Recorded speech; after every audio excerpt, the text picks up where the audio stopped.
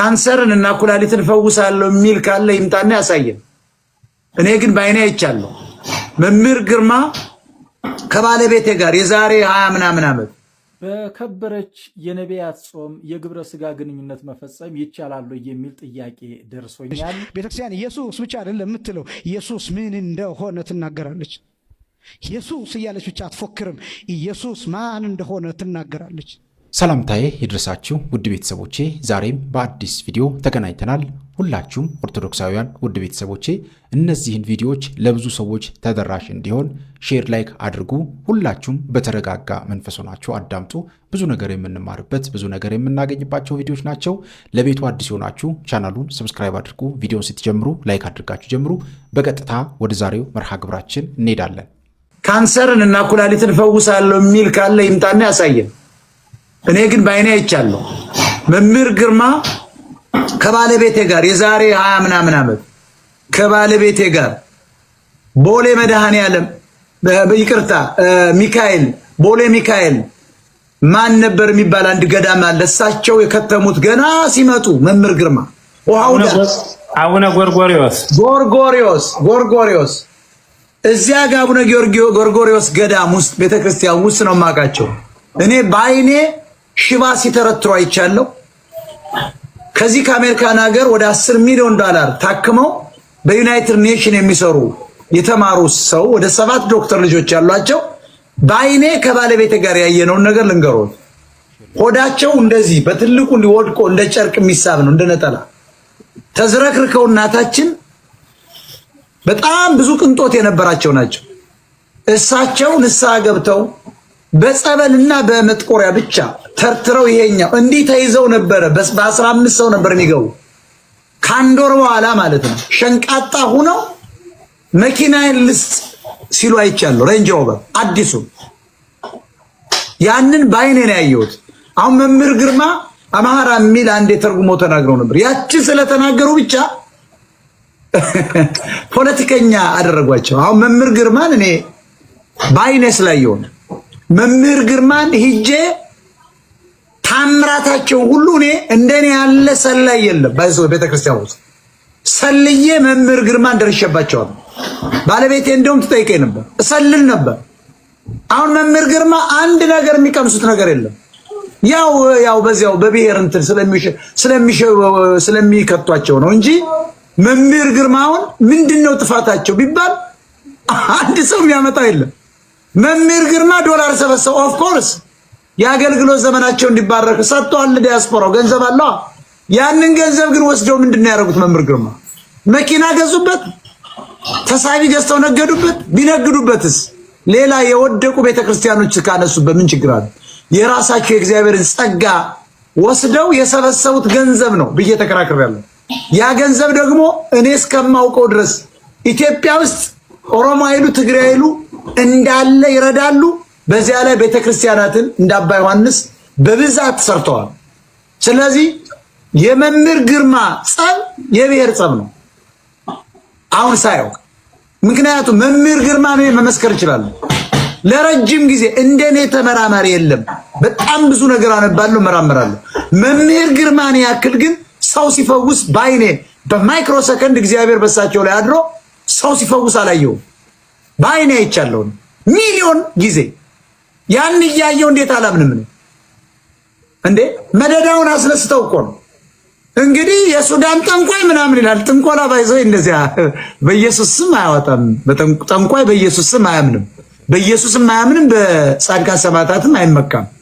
እሳቸው እኮ ቀጥታ ተነስ ሲሉ ተነስ ነው፣ ተቀመጥ ሲሉ ተቀመጥ ነው።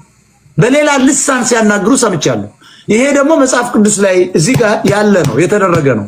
ዛሬም ይሰራል ብዬ ስለማመን ነው። ስለዚህ መምህር ግርማንም የሚያሳድዷቸው ምንም የሚያረጓቸው ነገር የለም። እኔ እሳቸው እግራቸው ሁሉ ላይ ወድቄ አውቃለሁ። አያውቁኝም። እኔ ነው ብዙ ጊዜ ተከይቻቸው፣ እንደውም ባለቤቴ በጣም ተከታተላቸው ነበር ኢትዮጵያ ውስጥ እያለን።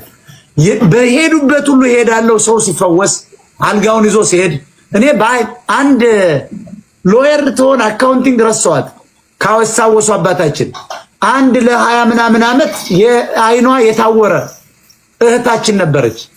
ዲግሪ አላት። በብሬል ነው እንደዚህ ምጽፈው። እሷን ወደ ሴምሲ አካባቢ የሆነ ምናምን ፓርላማ ምንድን ነበር የሚባለው ሲቪል ሰርቪስ አካባቢ የሆነ ቦታ የሚሄዱበት ነበራቸው። እዚያ ጋር ሂጄ የዚያ ዕለት ያቺ ሴትዮ ስትፈወስ አይቻለሁ። ለ20 ምናምን ዓመት አታይም፣ እድሜ ልኳን ወጣት ነች። እሷን እንደዚህ ነክተው አይኗ በራ። በቃ አላመነችም። ጎረቤቶቿ የፒያሳ ሰው ነበረች። አዲስ አበባ ተወልዳ ያደገች ናት። በአይኔ ያየሁት ነው የምነግራቸው። ከዛ በኋላ እኔ ራሱ ተጠራጠርኩ። እንዴ መጀመሪያ እንደው ምናልባት ሰው እንደሚለው ማለት ነው ስትመጣ አታይም፣ በራላት እና መቼም እንግዲህ ያን ያህል ዘመን ሲበራ ሰው የሰውን ደስታ እንግዲህ አባታችን ያውቁታል ምን እንደሆነች። ጎረቤቷ ሁሉ መጡ ሐኪሞች። ይቅርታ ነርስ ነበረች። ከነርስ ነው እንግዲህ እንደዚህ ሆነችው። ነርስ መሰለችኝ። የነርስ ነገር ናት። የሆነ ጊዜ ምን በቃ እንዴት አድርጌ ላስታውሱ ያን ቪዲዮ ሲያመጣዋለሁ ምንድን ነበረች እቺ ሴትዮ የሚል እንግዲህ ቆይ እስኪ አስታውሳለሁ። እሷ ሴትዮ እዚህ ውስጥ ያላችሁ ሰዎች ካላችሁ የተማረች በጣም የተማረች፣ እኔ ላሳስታችሁ አልፈልግም። አካውንቲንግ ትሁን ይሄ በምንድን የሚጻፍ ነገር የማስታውሰው እሱን ነው። ሌላ ነገር አታውቅም። ታስተምራለች። ልበ ብርሃንና ሴትዮዋ እና እሷ ሴትዮ ስትፈወስ አይቻለሁ። ውሸት አይደለም። ያያችሁ ሰዎች ካላችሁ ግቡና ተናገሩ። እኔ ባይኔ ያየሁትን። ከዚያ ጎረቤታቸውን ተጠግቼ ጠየቁ። ይቅርታ ነርሷ ጓደኛቸው ናቸው እንጂ ጓደኛ ነርሷን ሴትዮ እኔ ነርስ ነኝ ብለው ሲመሰክሩ ተጠግቼ መጨረሻ ላይ ሄዱ ሲሉ ይቅርታ አድርጉልኝ ሚዲያ ነው። ከዚያ ሴትዮዋ ነርሷን ነው እንጂ ያናገርኳት ምንድናቸው እኔ ሴትዮ ምናምን ስል እድሜ ልኳን አታይም። እውነትዎትን ነው አልኳቸው። አዎ። ከዚያ በኋላ ነው አባ ግርማን ያመንኩባቸው። ስለዚህ አሁን አባ ግርማን በዘር ከረጢቱ ስላስገባቸው ነው። ሌላ ግን ወታደር ነው እያሉ እዚህ ከተማ ሁሉ የምትዋሹ ሰዎች ያላችሁ ነው የምቀርባቸው። መምህር ግርማ ወታደሩ ነው ያውቁ ከና አቡነ ገብርኤል ጋር እንደውም የነበሩ መሬት ላይ ዲያቆኑ ነው የሚተኙበት ቪዲዮ ነው በግል ያለ ሰው ልኮል የሚገርሞት እሳቸው እንደውም የላቸው ድሮ ወጣት እያሉ ማለት ነው ዲያቆን ሆነው ቤተክርስቲያን ወለል ላይ የሚተኙበት ቪዲዮ አለኝ ሲያገለግሉ። ያ ቪዲዮ ነው ሌላ ሰው ነው ላከል ሚዲያ ስለሆነ ይሄው የመምህር ግርማን ታሪክ ብሎ ላከልኝ ከቤተክርስቲያን። እሳቸው ራሱ የቪዲዮ የላቸው እና ሰው ልክ ነው። በጣም ብዙ ነገር ይናገራል። ስለመጡ ሰዎትን በጣም እናመሰግናለን። ቀጥሉ ስራዎትን። ሰው ሊተች ይችላል። ቀጥሉ። እጅግ በጣም የምንወደው ወንድማችን አዶናይ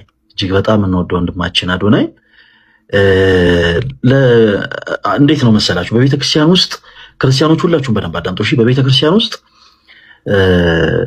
ወደ ቤተክርስቲያን እየቀረቡ ያሉ ነፍሳት ልክ እንደ ህፃናት ነው የሚቆጠሩት። በመንፈስ ህፃን እንደሆኑ ልጆች ነው የሚቆጠሩት። ለነዛ ህፃን በመንፈስ ህፃን ለሆኑ ልጆች ደግሞ ጠንከር ያሉ ቃላቶች ምናምን አይሰጡም። እና እጅግ በጣም የምንወደው ወንድማችን አዶናይ እጅግ በጣም የሚደንቅ ስራን ሰርቷል። በዛው ልክ ደግሞ እንደው ቢታረም የምንለውን ነገርም ደግሞ ሲያደርግ ተመልክተናል። እና ይህንን ማለፍ አልፈለግንም። እንዲህ ስንል ይሄ ዝም ብለን አሁንም ድንጋይ እያነሳን እየወረወርን ምናምን አይደለም። እሺ ጋይስ፣ ከሁሉ በላይ እንዲህ ባለ ቦታ ላይ የአምላክን እናት የክርስቶስን እናት የመድንን እናት ድንግል ማርያምን ስሟን ጠርቶ ሰዎች የእሷ ስም ሲጠራ በጣም ቅርብ በሚሰኙበት ዘመን የእሷን ስም መጥራት በሚያሳፍርበት ዘመን እጅግ በጣም በኩራት ማርያም የሚለውን ስም የጠራ ስለ ክርስቶስ እናት፣ ስለ ኢየሱስ እናት፣ ስለ ድንግል ማርያም በመመስከሩ እጅግ በጣም ተደሰተናል። በእውነት ይሄ ሰማዕትነት ነው። ሰማ ማለት የግዕዝ ቃል ነው። ወደ አማርኛ ሲተረጎም መሰከረ ማለት ነው እና በጣም ልናደንቀው የሚገባ ወንድማችን ነው። እግዚአብሔር ያክብረው። አሁንም እናታችን ቅድስት ድንግል ማርያም ከኃጢአት በስተቀር የልብህን መሻት ትፈጽምልህ። ሌላው ከፍቅር የተነሳ ግን አንድ የተሰራ ስህተት ነበረ። ከጥፋት እንዳልሆነ እንረዳለን። ያ ምንድነው? እንግዲህ በዋዜማው ዕለት በነጋታው የእመቤታችን ክብረ በዓል ነው። ጽዮን ማርያም ንግስ ነው። በ20 የነበረበት ቦታ ማሸነፉን አስመልክቶ ሰለብሬት እያደረገ ነበር። ያው ከጓደኞቹ ጋር ተሰብስቦ በጣም የሆነ ቦታ ላይ ያው ሲዝናኑ ሲደሰቱ ነበር። ከዛ በኋላ ግን በበነጋታው ወዲያው ያምን ልብስ ሳይቀየር ደግሞ ከእንደገና አክሱም ጽዮን ቤተ መቅደስ ደግሞ ገብቶ ነበር ወንድማችን እና አዶኒ ወንድማችን ይሄንን ያደረከው ከድፍረት እንዳልሆነ እናውቃለን። ይሄንን ያደረከው ከጥፋት እንዳልሆነ እናውቃለን። ካለ ፍቅር የተነሳ ነው። ግን ይሄ መልእክት ለሱ ብቻ ሳይሆን ለሌሎቻችሁ ወንድሞች እጅግ በጣም እንደው ለክርስቶስ ልዩ ፍቅር ላላችሁ ወንድሞች፣ ለክርስቶስ እናት ለድንግል ማርያም ልዩ ፍቅር ላላችሁ ወንድሞች ይሄ መልእክት ይድረስ ለሁላችሁ። አንዳንዴ ለድነት ተብሎ ቅስፈት አለ፣ ብንጠነቀቅ። ያው የክርስቶስ መቅደስ ውስጥ ስንገባ አንዳንድ እንደ ክርስቲያን መጠንቀቅ ያሉብን ነገሮች አሉ። ምንድናቸው ተብሎ መቼም እዚሁ ላይ አይነገርም አይደለ? ያው ሁላችሁም ታውቃላችሁ። አንዳንድ ጊዜ አስፈላጊውን ጥንቃቄ ብናደርግ፣ ለምሳሌ እንደነገ ቤተክርስቲያን የሚገባ ሰው እንደ ዛሬ ማድረግ ያለባቸው ነገሮች አሉ፣ መጠንቀቅ ያለባቸው ነገሮች አሉ።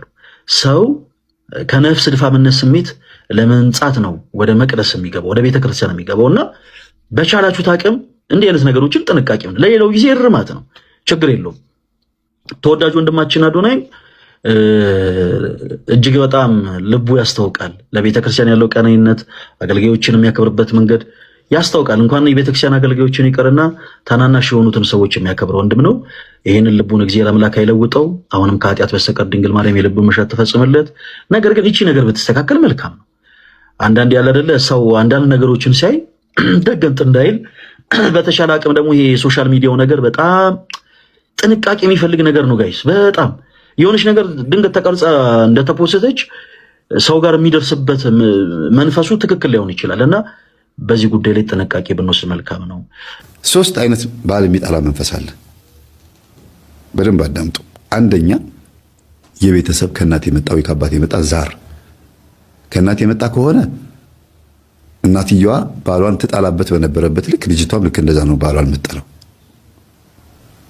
እናትየዋ ባሏን የምታንጓጥጥበት፣ ክብሩን የምታዋርድበት፣ ስለ ባሏ ገበና ጎረቤት ጋር ሄዳ፣ ጓደኞቿ ጋር ሄዳ፣ ዘመዶቿ ጋር ሄዳ የምታወራ ከሆነ በዛው ልክ እሷም እንደዛ ነው የምታደርገው።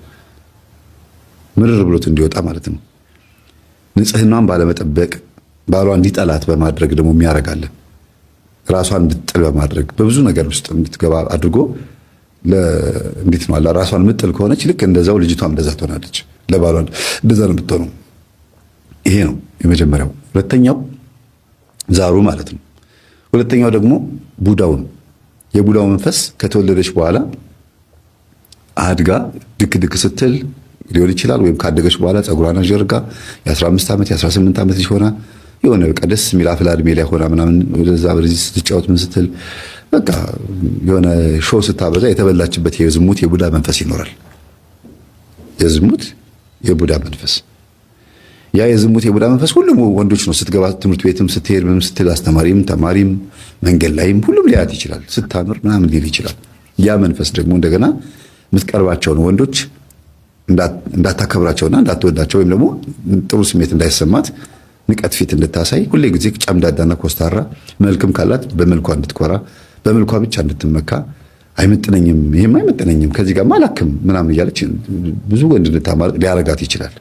የመጡትን ወንዶች በሙሉ በዝሙት እንጂ የምታስተናግዳቸው ለትዳር የሚሆናትን ወንድ በጣም በመምረጥ እድሜዋ ሊረፍድባት ሁሉ ይችላል። 2 በሉ። 3ኛ ደግሞ መስተፋቅር ነው። መስተፋቅር የሚባለው ደግሞ የሚወዳት ወንድ ካለ አልሰማም ካለችው አላቀም ዞር በል ከዚህ ካለችው ወይም ደግሞ ባትለውም ልትለኝ ትችላለች ብሎ አስቦ በዚህ ልክ በጣም የሚፈራትና ያው ያፈቀረ ወንድ ወይም ያፈቀረች ሴት የሚያፈቅሩትን ሰው ስለሚፈሩትና አጠገቡ ሲደርሱ ስለሚርበተበቱ እሺ ብላ ራሷ መታ ደረቱ ላይ እንድትለጠፍ መስተፋቅር ሊያደርግ ይችላል። ስለዚህ ያ መስተፋቅር የተደረገባት ሴት ደግሞ ምንም እንኳን መስተፋቅር ተደርጎባት ባሏ አጠገቧ ባይኖር ወይም መስተፋቅር ያደረገባት ሰው አጠገቧ ባይኖር ለዝሙትም ሊሆን ይችላል መስተፋቅር ያደረገባት፣ ለትዳርም ሊሆን ይችላል። ብቻ በወቅቱ እቺ ልጅ ወዷታል፣ ስለዚህ የኔ እንድትሆን እፈልጋለሁ ብሎ መስተፋቅር ያደርጋል። ብዙ ጊዜ መስተፋቅር የሚደረገው የሚያደርጉት ወንዶች ለትዳር የሚፈልጓትን ወንድ ሴት ነው። ለትዳር ካልፈለጋት መስተፋቅር አያደርግም። ዝም ብሎ ስንፈተ ወሲብ ምናምን ሊጠቀም ይችል ይሆናል እንጂ ለትዳር የማይፈልጋት ሴት መስተፋቅር አያደርግም። ለምን? መስተፋቅር ካረገባት በኋላ ከሷ ጋር እንደፈለገ ከሆነ በኋላ ሌላ ሴት ጋር ማግባት ቢፈልግ እቺኛዋ ከሱ ካጠገቧ አትለይበትም፣ ይቸገራል። ስለዚህ ደግሞ ሊያጣት የማይፈልጋት ሴት ላይ ነው እንደዚህ የሚያደርገውና 3ኛ ላይ ይሄ የመስተፋቅር መንፈስ ደግሞ እሷ ላይ ካለ ያደረገባት ሰው ካለ የዛ ሰው መንፈስ አብሯት ትዳር ሲገባ የዛ ሰው መንፈስ ነው ከሷ ጋር የሚያድረው የሚገናኛት። ይሄ ባለቤቷ እንድጠላ የሚያረጋትም ይሄው መንፈስ ነው ማለት ነው። በከበረች የነቢያት ጾም የግብረ ስጋ ግንኙነት መፈጸም ይቻላል የሚል ጥያቄ ደርሶኛል። ነገር ግን አስቀድማችሁ ለሁሉም ሰው እንዲዳረስ 10 ጊዜ ኮፒ ሊንክ አድርጉ። ለሁሉም ሰው እንዲዳረስ ደግሞ ሸር አድርጉ፣ ፎሎ አድርጉ፣ ቤቱን ፎሎ አድርጉ። ፎሎ ያላደረጋችሁ ቤቱን ፎሎ አድርጉ። አንድ ቀን ይጠቅማችኋልና የልብ ቅርጹን እየነካችሁ አስቀምጡት። አንድ ቀን ያገለግላል ማለት ነው። ስለዚህ መልሱ ምንድነው? ግብረ ስጋ ግንኙነት የማይፈጸምባቸው አጽዋማት ከ7ቱ አጽዋማት በጥብቅ የተከለከሉት 3ቱ ናቸው ማለት ነው። ማን? ረቡዕና ዓርብ። ረቡዕና ዓርብ ማለት ማክሰኞ ለረቡዕና ሐሙስ ለዓርብ ማለት ነው። እነዚህ ቀናት። ከዛ ቀጥሎ ደግሞ አብይ ጾም። ከዛ ቀጥሎ ደግሞ የተባለው የተከለከለው ጾም ሕማማት።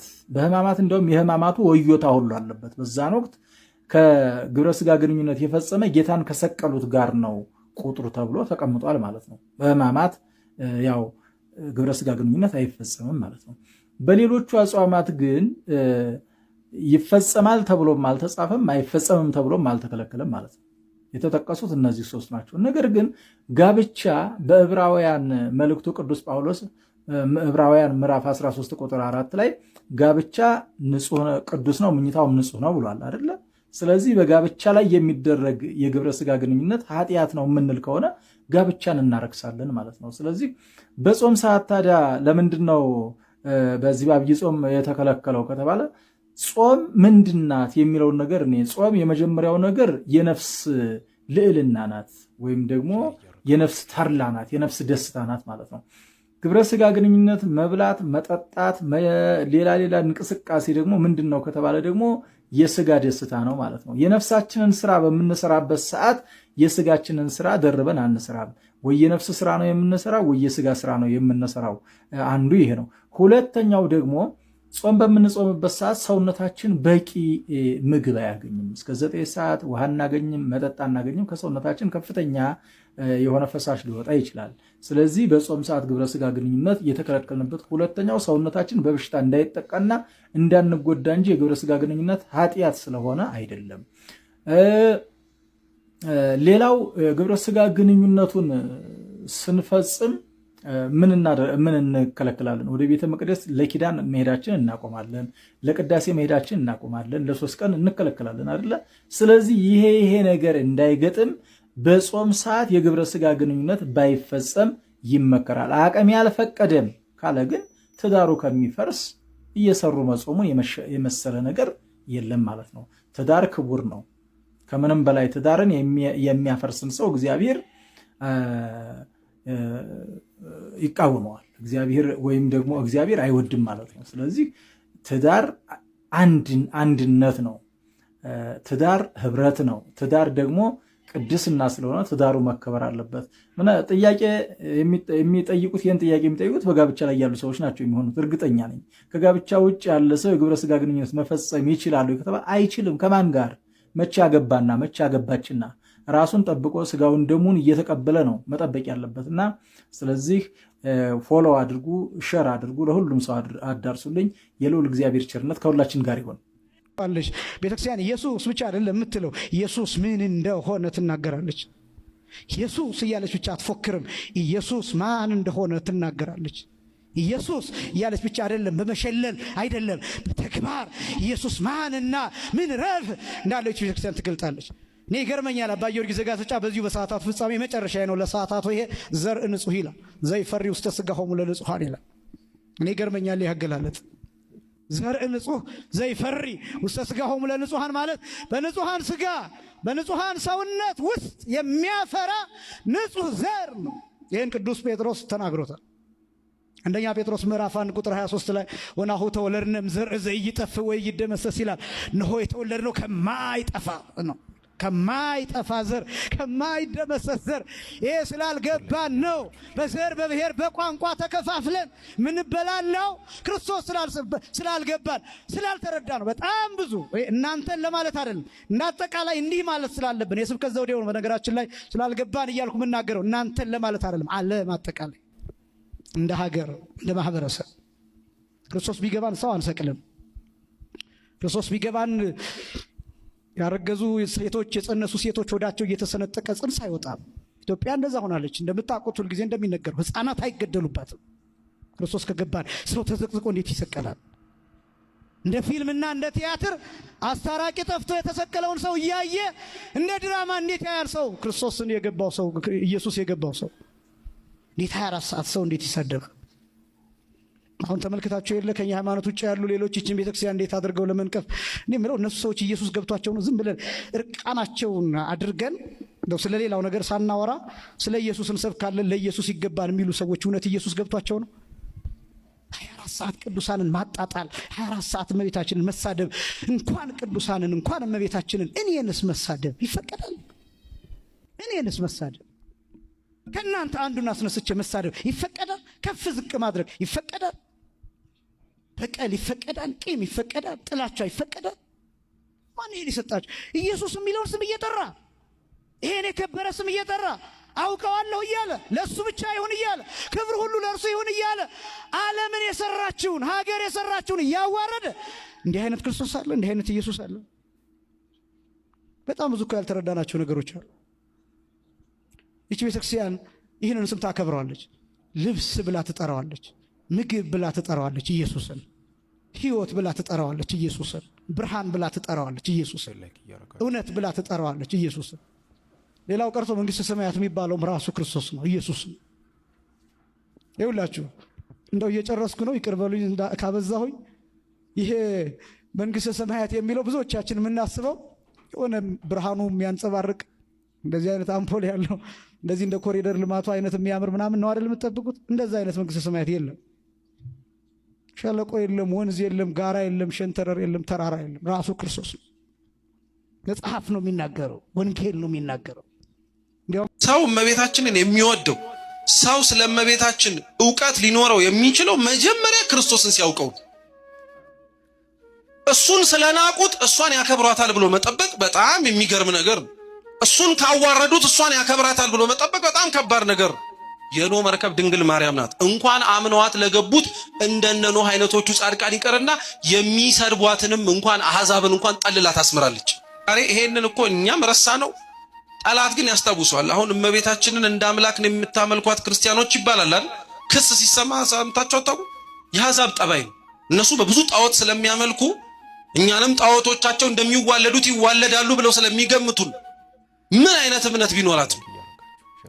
አንተ እኮና እኔ መሬት ላይ ሲሰራ ያየነውን እግዚአብሔር እንጠራጠረዋለን። በሕይወታችን ተደጋጋሚ የጎበኘንን አምላክ አለ የለም ብለን ጥያቄ እንጠይቃለን።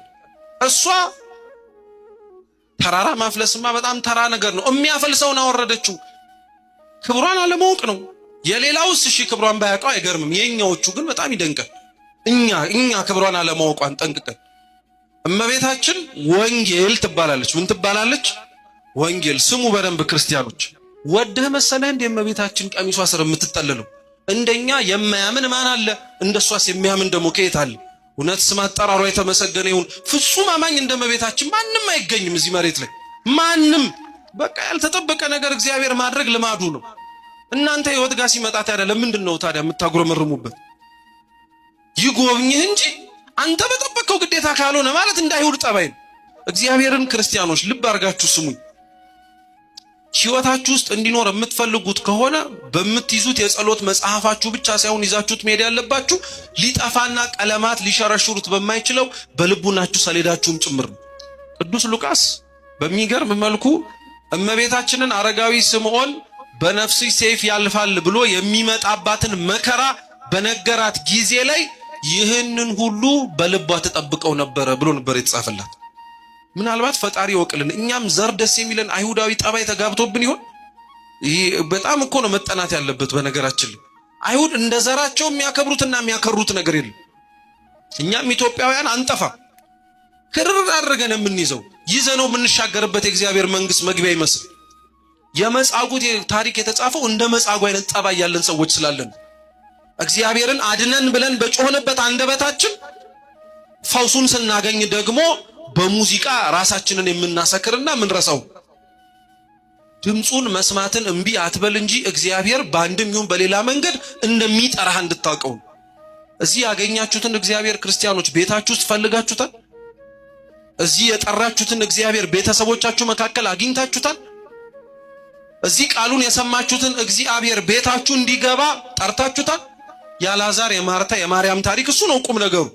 ዛሬም በነገራችን ላይ እግዚአብሔር በህይወታችሁ እንዳለም እንደሌለም ለማወቅ በጣም በምትሞክሩት ልክ እንደሌለም ይመስላችሁ ለምን እንደሆነ ታውቃላችሁ? በጠየቃችሁትና ስራ ባላችሁት መንገድ ስለማይሰራ ነው።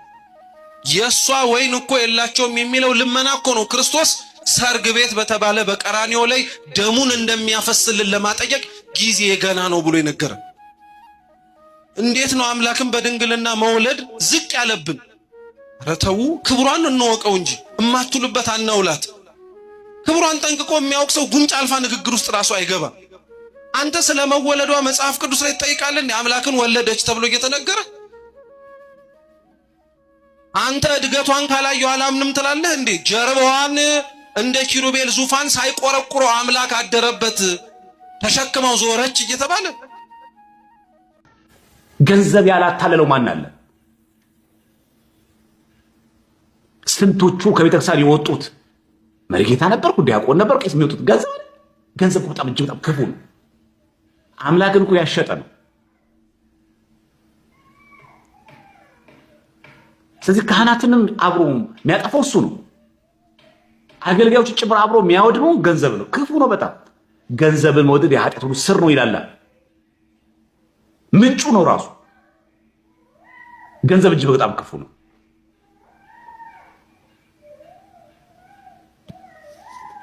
ዛሬ አንድ ሰው በገንዘብ ምንም የማይሆን ነገር አለ። አበል ከተከፈለው እኮ የትም ቦታ ላይ እኮ መዘመር የሚችል ሰው እኮ ለኛ ህዝብ። ይሄ የኦርቶዶክስ ቤተክርስቲያን እኮ መድረክ አይደለም፣ ይሄ ቦታው እኮ አይደለም ብሎ እንኳን አይመጥንም። አበል ከተከፈለው ብር ካለበት የትም ቦታ ሄዶ ይዘምራል። የመናፍቃን አዳራሽ ገብቶ ይዘምራል። ብር ብቻ ክፈሉት። በጣም ጥቂት ዘማሪያን ናቸው ለሃይማኖታቸው በጣም ቁጥብ ማይደራደሩ።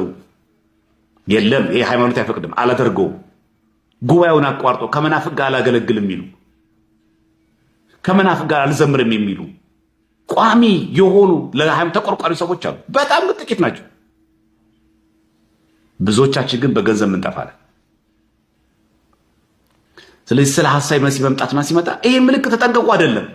መጀመሪያ የገንዘብ ፍቶትን ቆርጠጣል። ከዛ ነው 200 ብር ላይ 66 አርማው የ100 ብር ላይ እንደዚህ ያለ 50 ብር እንደዚህ። መጀመሪያ የገንዘብ ፍቶትን መጀመሪያ ቆርጠጣ ነው። መጀመሪያ ክፉ የሆነና አመንዝራ ትውልድ ምልክት ነው የሚሻው። መጀመሪያ ከምልክት አመንዝራነት ውጣ። የሚቀድመው ይሄ ነው። መጀመሪያ አመንዝራ የሆነ ትውልድ አለ ምልክት የሚሻው። ምልክት የምትፈልገው ምልክት የሚያደርግልህ ሐሳዊ መሲህ መጥቶ እንደፈለገ እያሽከረከረ እንደፈለገ እያጦዘ ምን ልትሆን ነው? ከሷል መጀመሪያ የልባችን መሻት ስጋዮች መጀመሪያ ቆርጦ መጣል ያስፈልጋል። በምን? በጾም በጸሎት በንስሐ። ያንን ነው። ከዛ ነው አርማው የምትቃወመው። ከዛ ተከትሏል ይመጣል። አሁን ደግሞ የሆነ ጊዜ ደግሞ ሐሳዊ መሲህ ሲመጣ ደግሞ አርማውን ጭምር መቃወም ማትችልበት ደረጃ ተደረሳለ። ደግሞ ሲጀመር የእርሱ አርማ የለበት ሽያጭ ላይም አይውልም፣ ገበያ ላይም አይውልም። የእሱ ከሌለበት ምንም መሸጥም መነገድም አትችልም። መጨረሻ ላይ ግዴታም ይሆናል። ኢምፖርትም በለው ኤክስፖርትም በለው የምትገበያይበት ገንዘብ ጭምር፣ የምትለብሰው ልብስ፣ የምታረገው ጫማ፣ የምታረጋቸው ማናቸውም ነገሮች የእሱ አርማ ያለበት ይሆናል። ራቁትን አትሄድ የዛን ጊዜስ መቼስ። በዚህ ሳህን አልበላም አትል መቼስ። ወደ አስገዳጅ ህግ ስንገባስ እዚህ ሰዎች መጀመሪያ ምልከታችን ማጥራት ያለብን ከስሁት ትምህርቶች ራስን መቆጠብና ራስን መግዛት ያስፈልጋል። ስዕል አድኖ ስንገዛ ጥንቃቄ እያደረግን እያለማመዱ ስለሆነ መጠንቀቅ ያስፈልጋል። የምናረጋት እያለነው ነገር ማለት የምንሰራቸው ቪዲዮዎች መጠንቀቅ ያስፈልጋል።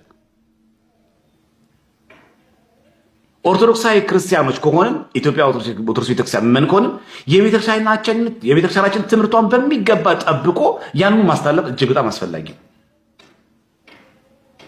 ከእያንዳንዱ ድርጊታችን መቆጠብ አለበት። ይህም ማድረግ ከተቻለ ራስን ከዝሙት፣ ራስን ከኃጢአት፣ ራስን ከበደል፣ ራስን ከርኩሰት ማዳን ከተቻለ ትልቅ ስራ መስራት ይቻላል ማለት። ስለዚህ ሐሳዌ መሲህ መግቢያ በር የሚሆን የትኛው ነው? የሰዎች የኛ የድካማችን ኃጢአታችን ምንጭ መሆኑን ማወቅ አለበት። ስለዚህ መጀመሪያ ከምልኮ በፊት መጀመሪያ ለገንዘብ ያለን ፍቶትን መጀመሪያ እንቁረጠው፣ ከዛ ማስተካከል ይቻላል። ስለዚህ ውድ ቤተሰቦቼ በዛሬው ቆይታችን እንግዲህ እነዚህንና መሰል ጉዳዮችን ለመዳሰስ ለማየት ሞክረናል። በቀጣይም እንደዚሁ የሚያነቁ የሚያበረታቱ መንፈሳዊነታችንን ከፍ የሚያደርጉ ትምህርቶችን ቪዲዮዎችን ይዤላችሁ እስከምንገናኝ ድረስ የቅዱሳን አምላክ ከሁላችን ጋር ይሁን። በሀገር ውስጥም ከሀገር ውጭም ያላችሁ ኢትዮጵያውያን ኤርትራውያን ቤተሰቦቼ ሰላም እግዚአብሔር ከሁላችሁ ጋር ይሁን እላለሁኝ። ሁላችንም እነዚህን ቪዲዮዎች ለብዙ ሰዎች ተደራሽ እንዲሆን ሼር ማድረጋችንን እንዳንረሳ። የተሰማችሁን ሐሳብ፣ ጥያቄ በኮሜንት ላይ መጻፋችሁን እንዳትረሱ። እግዚአብሔር አምላካችን ከሁላችን ጋር ይሁን እላለሁኝ። ይቆየን። አሜን።